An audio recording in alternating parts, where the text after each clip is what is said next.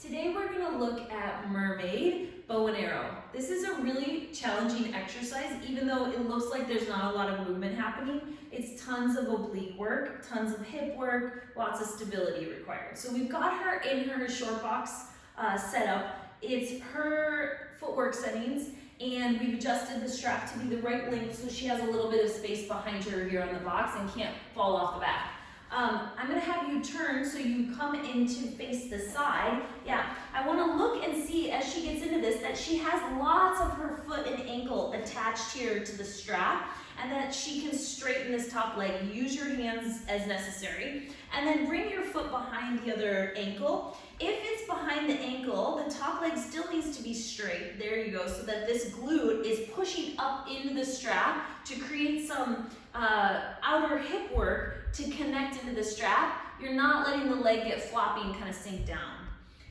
If the foot slides up towards the knee, it's going to give you a bigger base of support in the outer hip, which that base of support will make it a little easier to balance and control rotation. So you pick where it's best for you. So keep your hands there, but put your bottom hand on the rail here. So what usually goes wrong with this, you sink your ribs down. So what happens is people sink here and then they just side bend from that sunken place. So you just get this like really short crunching in the waist. And what I want is that you start in neutral. Here you are.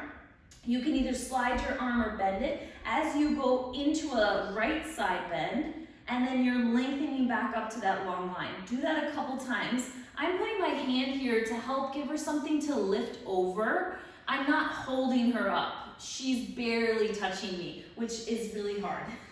She's pushing from this outer hip up into the strap. As she comes up, I don't want to see the legs dropping down. The lower body isn't moving at all. Then if we wanted to progress this, she could take her bottom arm around her waist, her top arm overhead, and then she's got that same lengthen the top side, lengthen the bottom side to the long line. Lengthen the top side, lengthen the bottom. Last one, and you lengthen, and then use your arms and your abs to sit all the way up so that you're safely getting out of that. Good. So it's a lot of work to work against gravity. Gravity is pushing down on you and it wants to shift your ribs towards the floor. You're trying to start in neutral and just do a side bend towards the floor, not go from one side bend to the other or shift the ribs and then just crunch your waist. Good job. I hope this helps with your mermaid bow and arrow, a very challenging intermediate exercise.